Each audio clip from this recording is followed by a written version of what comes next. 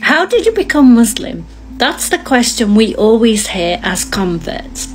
Most of the time we acknowledge that question comes from a place of love. You want to be inspired and you want that halal hit.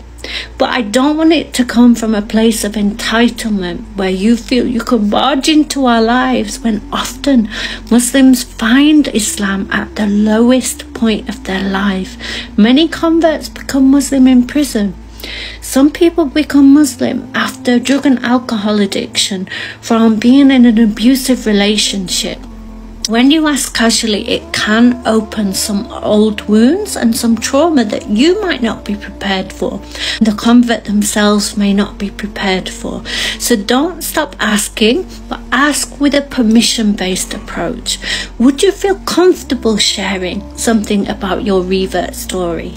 That way you show you care about the person, not just how it makes you feel.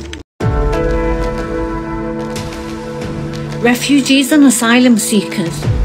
Help me become Muslim. Controversial, yes. True, yes.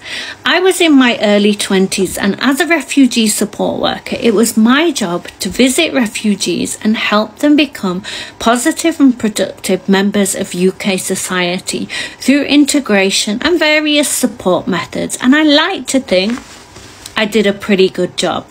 But what I gained from them was far greater than anything I could have offered.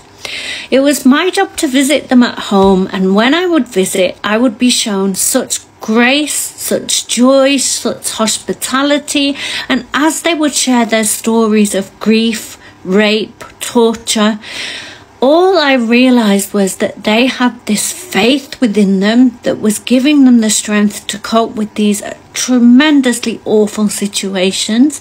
Yet I had materialistically everything you could think of, yet I was still questioning, and I felt like I was missing something. All I would see in the surroundings was a singular prayer timetable nailed or pinned onto the wall, and I thought, this is the key. Around 6 months later, after studying Islam, I took my Shahada, Alhamdulillah, and what I realized was I had never even read the Quran. I was not encouraged to listen to Mufti Menk lectures on YouTube, although I really enjoy them now.